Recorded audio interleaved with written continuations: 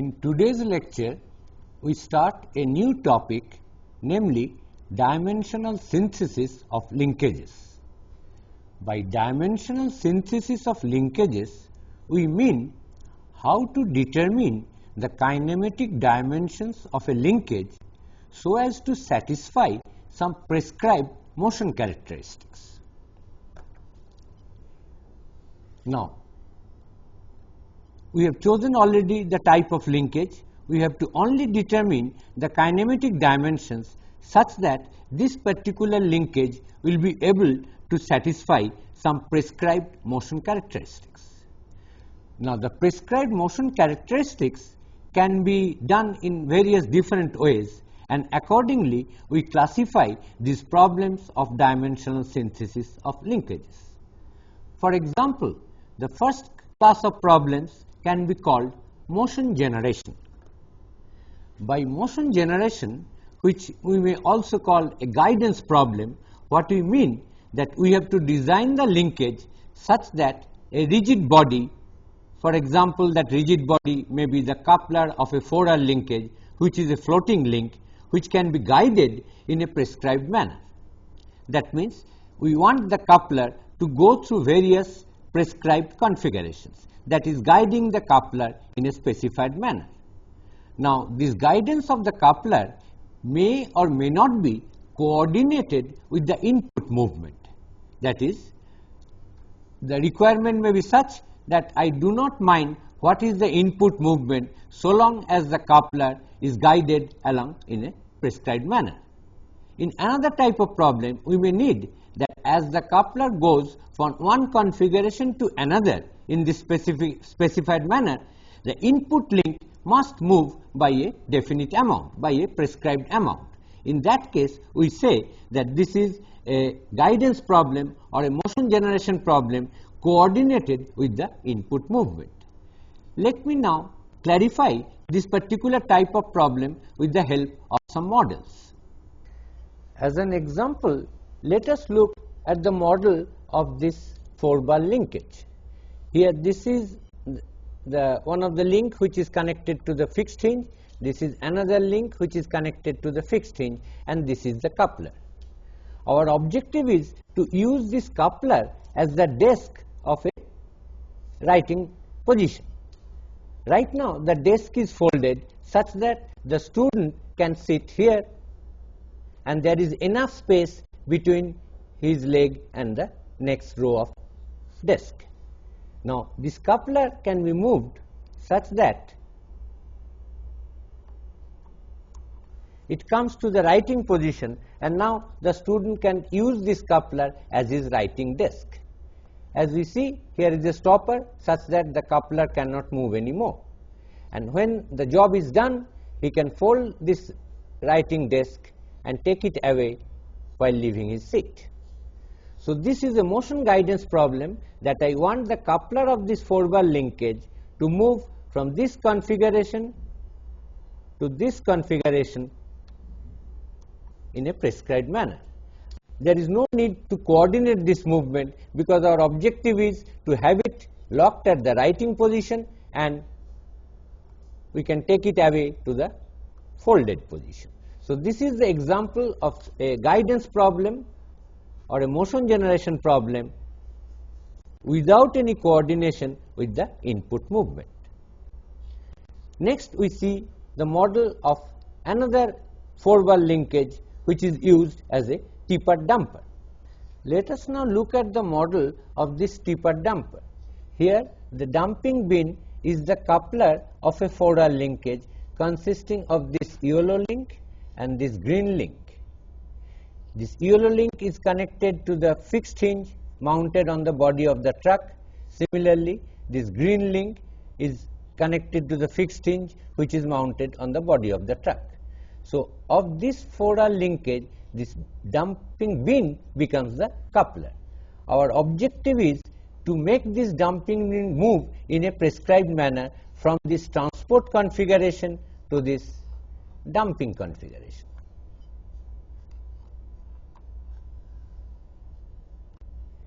This 4R linkage is driven by a hydraulic actuator such that link 4 is used as the input link, and it is moved by this hydraulic actuator to move the dumping bin. This is again a guidance problem, that I want to guide this particular coupler from this transport configuration to say this, then this, then this, and finally to the dumping configuration. So this is again a motion generation problem without any coordination with the input movement. We then will see another model of a little more involved linkage with the guidance problem.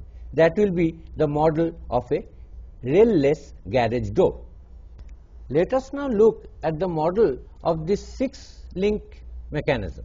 Here we have the fixed link 1, then 2, 3, 4, 5, 6. So this is a 6-link mechanism, and this mechanism is mounted on the sidewalls of the garage. The car is inside the garage.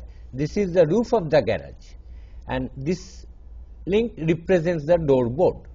So while the garage is open, that is the car can go out, the door board is parallel to the roof. Now to close the garage,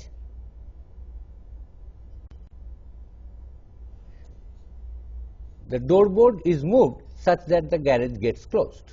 So this is again a guidance problem. I want this particular rigid body, that is link number 6, to move from this closed position to the open position in a prescribed manner, so that it does not hit the body of the car. These mechanisms are mounted on the sidewalls, so there is no obstruction with this with the car. It is only the door board which moves inside the garage and closes the garage or opens it. The thing to note that there is no prismatic pair. The entire mechanism consists of only revolute pairs.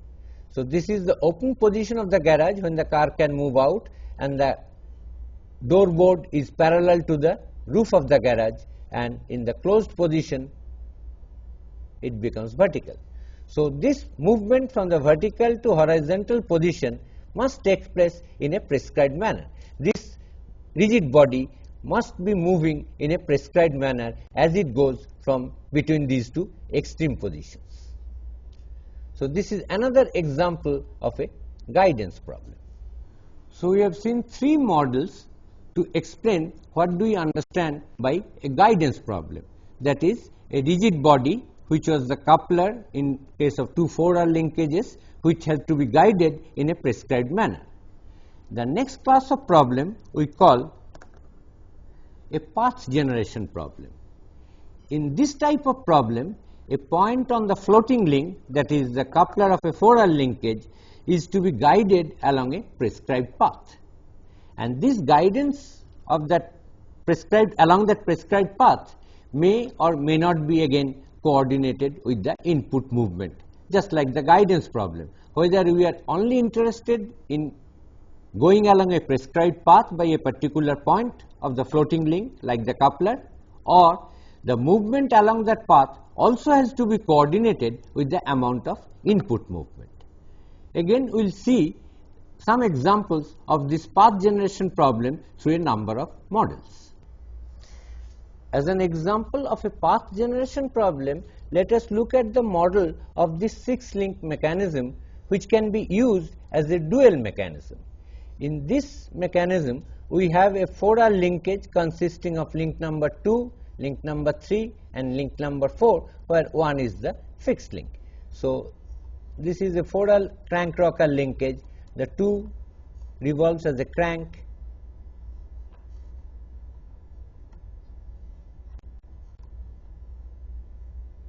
the thing to note that this particular coupler point, we want to generate this particular prescribed path. This path consists of an approximate straight line portion. So if we have a slider prismatic pair here with link 5 and link 4, and that prismatic pair is, there is a revolute pair between link 5 and link 4, and link 6 there is a prismatic pair in which this link 5 moves. So long this coupler point moves along the straight line path, the output link, that is link number 6, does not move. and that is why we call it a dual mechanism. The input link 2 rotates continuously, but during this movement of link 2, as we see, there is hardly any movement of link 6.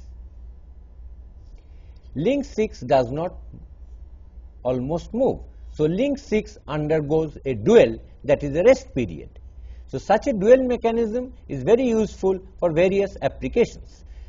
Now, link 2 during this movement, as we see, the link 6 moves, but during this period movement of link 2, this amount of movement of link 2, link 6 hardly moves. And that is possible only because this coupler point is going almost along a straight line portion from here to there. So, this is the problem of a path generation, how to design this 4R linkage such that this particular coupler point generates this prescribed path. So, this is a problem of path generation. As a further example of a path generation problem, let us look at this 6-link mechanism. Here again we have a 4R linkage consisting of these two red links and this yellow link, which is the coupler. And this particular coupler point of this 4R linkage generates this coupler curve. This coupler curve consists of almost two circular arcs. These circular arcs are of course approximately circular. Now, during this movement of the coupler point along the circular arc, the center of the circle does not move. So, I can join another link here, which I treat as my output link. As a result, we get a dual mechanism such that the input link 2, which rotates continuously, but as we see, the output link, that is link 6, undergoes two dual periods. It moves, but for some rotation of link 2, there is no movement of link 6. For example, from here to there, link 2 is rotating, but as we observe, the link 6 is not rotating, because this coupler point is going along a circular arc, and this point is the center of that circular arc. So, there is no movement of this point, consequently output link 6 does not move at all. So, it undergoes a dual mechanism. It undergoes a dual period, and we get a dual mechanism that the input link 2 rotates continuously, but the output link 6 undergoes dual period. So, the path generation problem is to design this 4R linkage such that this particular coupler point generates this prescribed path, which consists of two approximate circular arcs. As a simpler example of a path generation problem, let us look at the model of this film drive mechanism. As we see, here we have a 4R linkage with this red link as the coupler, and this particular coupler point generates the coupler curve, that is, it is the prescribed path through which this coupler point has to move. So, if we now move this 4R linkage, as we see, that particular coupler curve is generated by the coupler point. Now, this end of this coupler can be used as a hook which gets into the sprockets of the film and drives the film downward. Here it comes out of the sprocket, goes out and again gets into another groove, another sprocket, and draws the film downward. So, this way it can be used for driving a movie film in a movie projector. If it goes very fast, the film also moves very fast. The critical thing is that it must move almost vertically here to drag the film downward, and then gets out of the film and again gets into the film and drags it downward. So, this is another example of a path generation problem. We have to come up with these link lengths such that this particular path is generated by this coupler point. The continuous input rotation of this red link produces intermittent rotation of this blue link. Now, this Geneva wheel, the start and stop of the intermittent motion of this blue link is very jerky. because it does not get into the slot smoothly and doesn't come out of the slot smoothly. So the start and stop of this intermittent motion of this link is jerky. To get rid of that jerky motion at the start and stop of the Geneva wheel, what we can do? We can drive this Geneva wheel by this coupler point of this 4R linkage. As we see, this is link 2, link 3 and link 4, and this is the coupler point. So if the input is given to the crank of this crank rocker linkage, then this particular coupler point gets into this slot and goes out of the next slot. And if we have a coupler curve such that the tangent to the coupler curve are along these two directions, then the entry and exit from this slot is very smooth. Consequently, we can use this particular coupler point to drive the Geneva wheel. So this is again an example of a path generation problem, because we have to generate this particular path by this point such that the tangent to the path are along these two slots at 90 degree. As a last example of path generation problem, let us look at this model of an 8-link transporter mechanism. Here we have a 4-link mechanism. Link 2, that is the crank, which is the driver, this is the coupler, and this is link number 4. And in this coupler, this particular point, we want to generate a curve which has a vertical portion, has a horizontal portion, and comes down. Now you see, if we drive this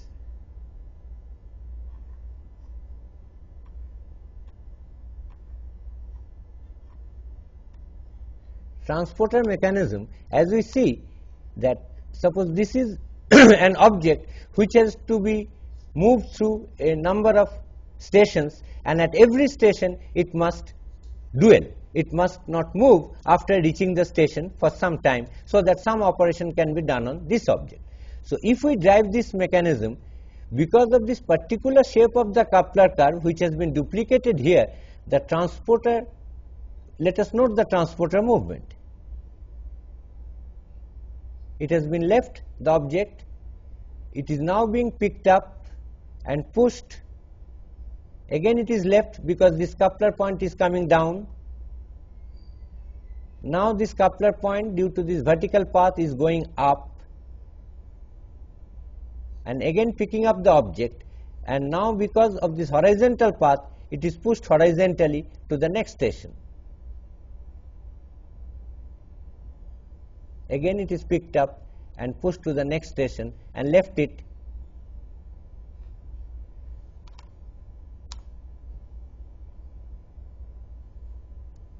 So it is this particular coupler curve which is causing this transporting movement from one station to the other for this object. So if I drive this as the input link which rotates continuously, let us look at the motion of this object. It is undergoing dwell in the next station, it is picked up,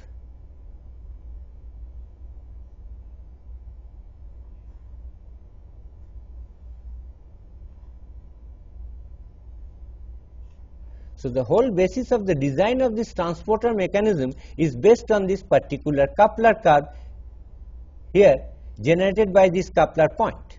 This is the coupler of this 4R link. So this is another example of a path generation problem and its application to real life mechanism.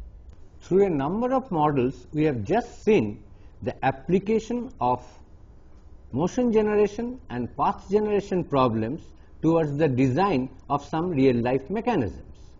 Of course, at this stage, our only objective is to learn the method to solve the problems of motion generation and path generation. The models, of course, provided the motivation that once we know this method, we should be in a position to apply these methods towards the design of real life mechanisms.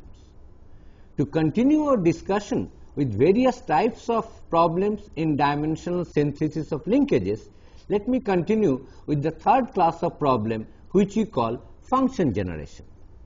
In a function generation problem, the objective is to maintain a prescribed relationship between the output and input movement. That means to determine the kinematic dimension such that the output movement and the input movement are correlated according to a prescribed manner. The last class of problem we call dead center problems. In this type of problem, we have to design the linkage such that we can generate prescribed dead center configurations.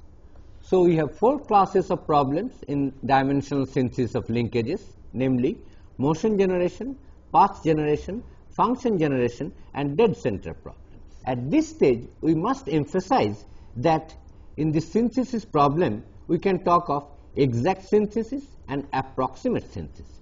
That means the desired or prescribed motion characteristics are satisfied exactly over the entire range of movement, or it is satisfied only approximately during the entire range of movement. More often than not, it is not possible to use a simple linkage and satisfy the prescribed motion characteristics exactly over the entire range of movement. So, we should have to be satisfied when I use a simple linkage with the approximate synthesis. That means, during the entire range of movement, the prescribed motion characteristics will be satisfied only approximately. There are various approaches to this approximate synthesis, and we will take up only what we call a precision point approach.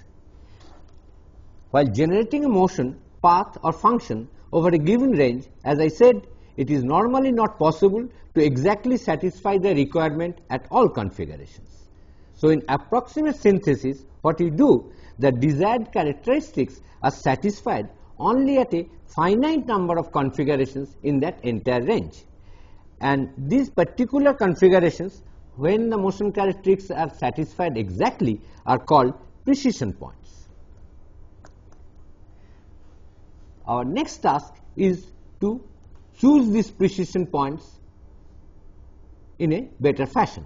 So, for the choice of precision points, what we do normally, initially we take Chebyshev spacing. What we mean by Chebyshev spacing? Suppose the motion characteristics has to be satisfied covering a range of a variable x starting from xi to xf. Xi is the initial value of x, xf is the final value of x. If the motion characteristics has to be satisfied in this entire range of x, then we choose say n number of accuracy points, n can be 2, 3, 4 and so on. There is a limitation on this value of n depending on the type of linkage that you use.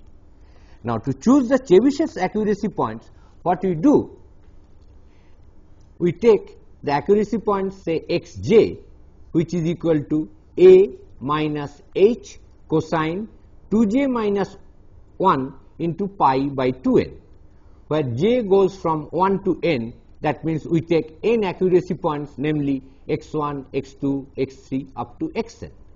And in this expression, the variable a denotes the midpoint of the range, that is xi plus xf by 2, and h denotes the half of the range, that is xf minus xi by 2. For the dimensional synthesis of linkage, just like kinematic analysis, 2 methods are available, namely graphical and analytical. We will start our discussion with the graphical method. Graphical method, we can start with 3 position synthesis.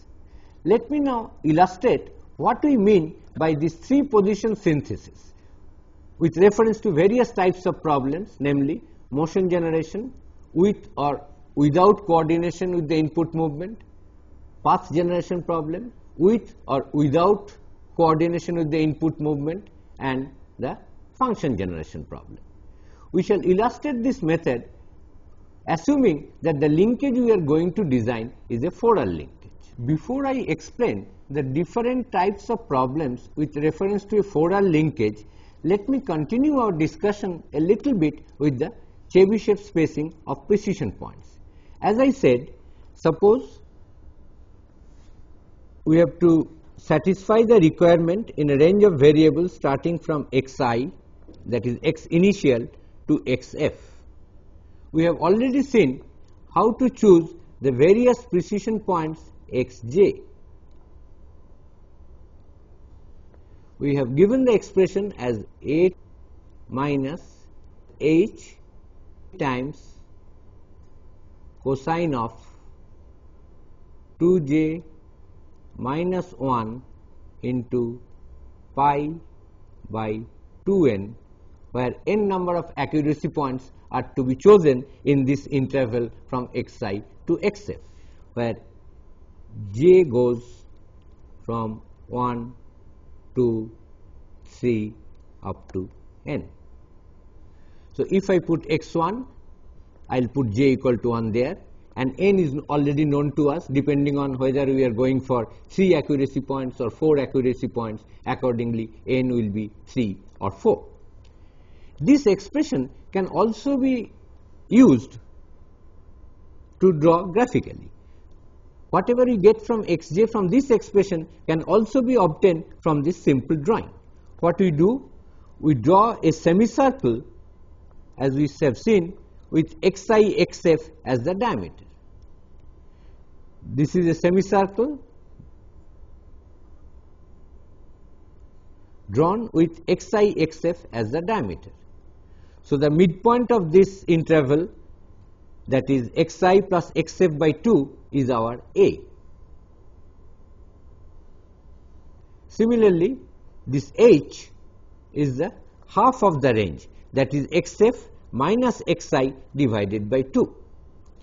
So, to obtain say 3 accuracy points in this interval, which are given as the Chebyshev's accuracy points, so that the motion characteristics is will be exactly satisfied at these 3 points, namely x1, x2 and x3, and everywhere else there will be some errors.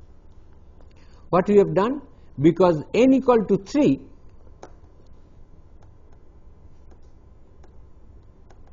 we have drawn a polygon, regular polygon of 2n number of sides, that is a hexagon, such that 2 of its sides are normal to this x-axis. 2 of the sides of this regular hexagon is normal to x-axis. Then the projection of these 3 vertices will automatically determine the Chebyshev's accuracy points given by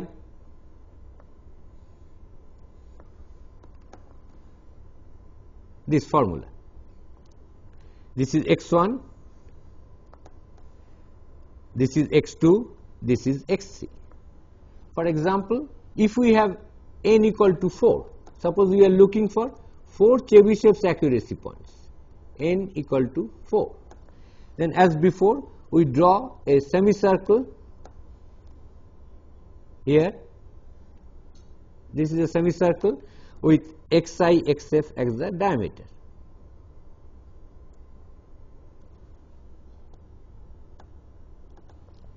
Then we draw a regular polygon of 2n sides, that is an octagon with 2 of its sides perpendicular to the x-axis. One side, this is perpendicular to the x-axis, another side perpendicular to the x-axis. We inscribe an octagon with 2 sides perpendicular to the x-axis. Then the projection of these vertices of this octagon automatically determines the Chebyshev's accuracy points, namely x1, x2, x3, x4 in this range from xi to xf. xf is the final value of x, xi is the initial value of x. So, this is nothing but graphical representation of the equation through which we determine the Chebyshev's accuracy points in a given interval. At this stage, let me say what we mean by a guidance problem. Suppose we are talking of a 4-bar linkage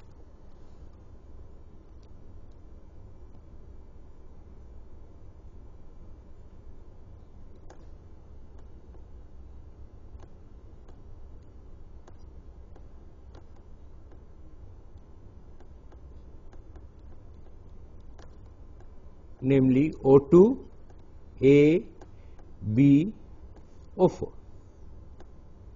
where AB is the coupler. By motion generation problem with 3 accuracy points, what we mean that this coupler rod AB has to take up these 3 positions, namely A1 B1, A2 B2 and say A3 B3, that is n is equal to 3. So, our objective is to determine this 4R linkage such that the coupler AB occupies these 3 positions during the movement of this mechanism. This is guidance problems without any coordination with the input movement. Suppose we have a guidance problems which is coordinated with the input movement, then the same coupler AB, when it takes up the first prescribed position A1 B1, I want the input link which is hinged at O2 takes up the position given by this line, that is theta 2, the angle made from some reference line here, this is theta 2, that is the rotation of the input link O2A. So, this is the guidance problem coordinated with the input movement. That means, when the coupler occupies the position A1 B1, the link O2A must come along this line denoted by theta 21. Similarly, when the coupler goes to the second position, namely A2 B2, the input link must be along this line as denoted by this theta 2. Similarly, when the coupler is the nth position, say AN BN, which for n equal to 3 will be A3 B3, the input link must be along this line as given by theta 2n. So, this is what we mean by guidance problem, but coordinated with the input movement. Suppose again we consider the same 4R linkage with ABC as my coupler and C is the coupler point. So, by path generation problem we mean that we have to design the linkage O2ABO4, the 4R linkage. We have to come up with the dimensions of that such that when the linkage moves, the coupler point C passes through these 4 prescribed positions, namely C1, C2, C3 and say C4. This is Cn, n can be 3, 4 or 5 depending on the problem statement. So, this is path generation without any coordination with the input movement. We are not bothered about the input movement as the coupler point goes from C1 to C2 or from C2 to C3. So, this is path generation without any coordination with the input movement. This figure explains what we understand, what do we mean by path generation coordinated with the input movement. Say O2 is the fixed hinge and O2A is the input link. So, what we mean that when the coupler point C is at C1, I want the input link O2A must be along this line O2A1, that is theta 2 1. This theta 2 is measured from some reference line. When the coupler point C goes to C2, I want the input link must be along this line, that is O2A2, and when the coupler point comes to Cn, the input link O2A must be along this line O2AN. So, this is what we mean by path generation coordinated with the input movement. Not only the coupler point has to pass through C1, C2, Cn, some prescribed points. When they pass through these points, the input link must take up these configurations, namely O2A1, O2A2, O2AN respectively. So, this is what we mean by path generation coordinated with the input movement. This figure explains what we understand by a function generation problem. Again, we are talking of a 4R linkage, namely O2, A, B and O4. O2 and O4 are the 2 fixed hinges. O2A is the input link, O4B is the output link. What we want that the movement of this output link, which is denoted by the change in the angle theta 4 measured from some reference line, this movement of the output link is to be coordinated according to a specific function with the input movement, which is given by the change in this angle theta 2. That means, the change in the angle theta 2, delta theta 2, we assume proportional to the input variable, change in the input variable delta x. Delta theta 2 is proportional to delta x, and the change in the movement of the output link, that is change in the angle theta 4, delta theta 4 is proportional to the dependent variable y. Change in the dependent variable y, that is delta theta 4, is proportional to delta y. That means, suppose we are talking of 3 position synthesis, we want when the input link is along this line, the output link must be along this line. As the input link moves through this angle and occupies this position, the output link must rotate by a prescribed amount as shown here, and the output link should occupy this position. Similarly, when the input link is along this line, the output link must be along this line. So, this is what we mean by function generation. The output movement delta theta 4 is coordinated according to a given manner with the movement of the input link, that is delta theta 2. We have just now explained what we understand by motion generation and path generation problem with reference to a 4R linkage, that is the movement of the coupler or the movement of a coupler point. 3 position synthesis means that the exact motion specified motion characteristics, required motion characteristics will be satisfied only at 3 isolated configurations. We have also seen that these 3 positions where the motion requirement will be satisfied are chosen according to the Chebyshev spacing in a given range, which ensures the error between these accuracy points will not be too much. So, the motion generation we have explained with respect to a 4R coupler link. So, we have explained the path generation. We can start with 2 position synthesis without and with specified input movement. This we will take up in the next lecture. So, let me now summarize what we have learned today. We have defined the problem of dimensional synthesis of a linkage, and then classified the various types of problems which are encountered in dimensional synthesis, namely motion generation, path generation, function generation, and dead center problems. In our subsequent lectures, we will develop both graphical and analytical methods to analyze these problems.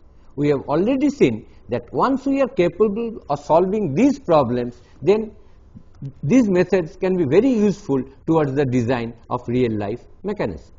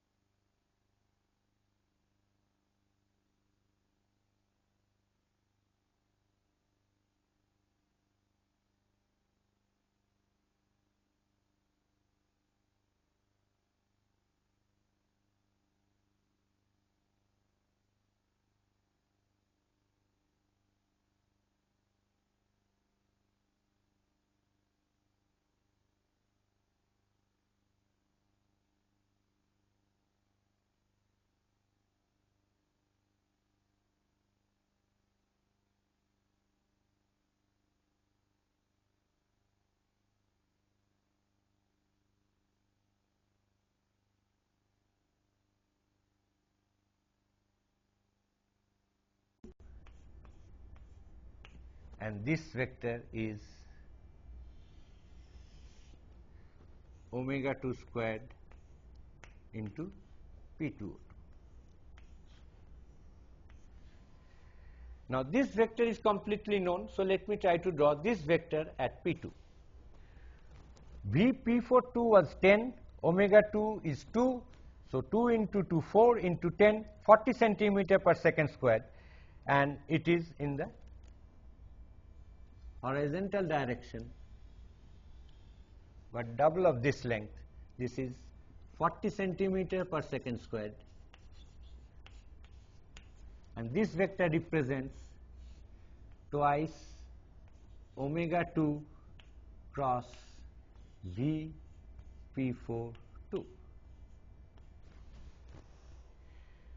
and AP42 I know is vertical. So, I draw a vertical line through this point. This was horizontal, so it is a 90 degree, and these four vectors, these two vectors represent this vector represents this, and this vector is in the vertical direction, and all these three vectors summed over must give me AP4, which is horizontal. So, I draw a line horizontal, and wherever they intersects, that gives me the point P4.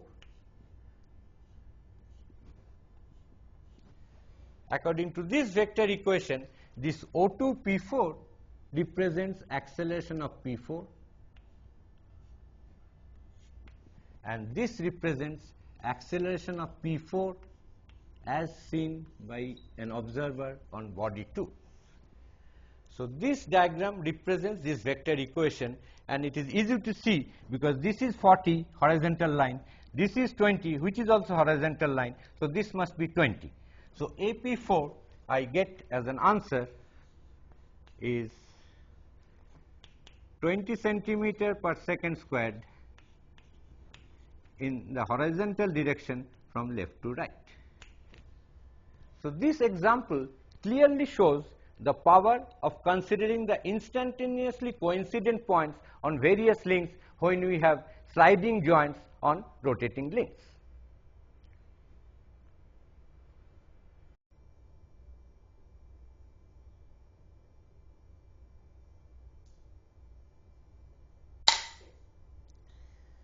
Now that we have completed velocity and acceleration analysis by graphical method, let me show you how to carry out this such velocity and acceleration analysis through analytical method.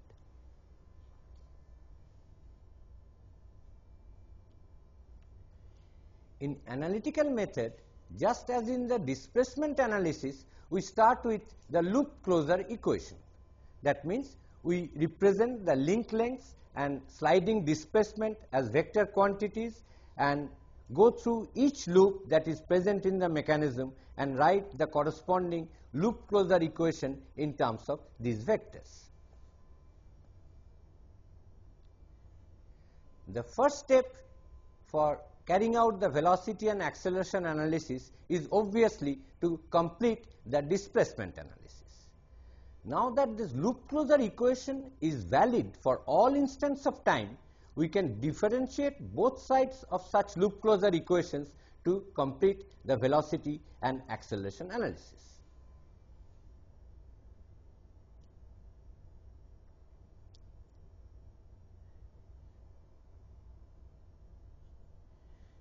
Successive differentiation of this loop closure equation with respect to time will give us the required velocity and acceleration relationships. I would like to mention one point here, that in the displacement analysis through analytical method, we always get nonlinear algebraic equation. Whereas, if the displacement analysis is complete, which is always necessary to carry out the velocity and acceleration analysis, for velocity and acceleration analysis, we always get linear equations in the unknowns. That means the problem is much simpler.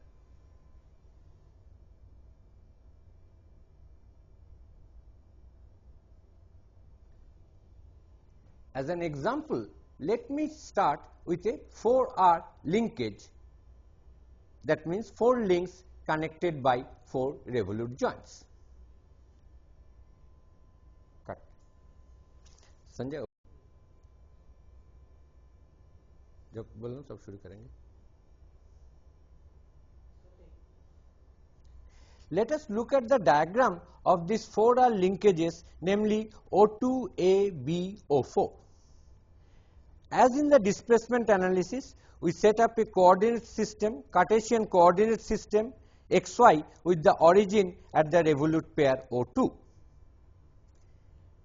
The fixed link is represented by O4O2, the input link by O2A, the coupler by AB, and the follower or the output link by O4B. For this given configuration, that is, if theta 2 is given, by displacement analysis we can obtain theta 3 and theta 4. After doing this displacement analysis, that is, knowing theta 3 and theta 4, we should be in a position to carry out the velocity analysis. What do you mean by velocity analysis? Let us say the input velocity, that is theta 2 dot, the angular velocity of link 2 is prescribed, and we have to find out the angular velocities of link 3 and link 4, which are given by theta 3 dot and theta 4 dot respectively. Obviously, everything is measured positive in the counterclockwise direction. So, let me write now the loop closure equation. Vector L1 plus vector L2 plus vector L3 is vector L4. This is exactly the same as we did in the displacement analysis. So, let me write now these two-dimensional vectors in terms of complex exponential notation, that is L1 plus L2 e to the power I theta 2. The vector L2 can be represented by this complex exponential notation. Magnitude is L2 and the orientation of this vector with the positive x-axis is given by theta 2. Similarly, L3 vector is L3 e to the power I theta 3 is equal to L4 e to the power I theta 4. As we know, e to the power I theta can always be written as cos theta plus I sin theta. So, what we say, we equate the real and imaginary parts of this particular complex equation, which is same as saying equating the x component and y component of two sides of this vector equation. That way we get L1 plus L2 cosine theta 2 plus L3 cosine theta 3 is L4 cosine theta 4. Equating the imaginary parts, we get L2 sin theta 2 plus L3 sin theta 3 is L4 sin theta 4. So, this complex equation is equivalent to two real equations, which I mark as equation number 1 and 2. Now, these equations are valid for all instants of time where theta 2, theta 3 and theta 4 are functions of time, whereas the link lengths L1, L2, L3, L4 are constants, time independent constants. Because these equations are valid for all instants of time, I can differentiate both sides of these two equations with respect to time, and I can write from the first equation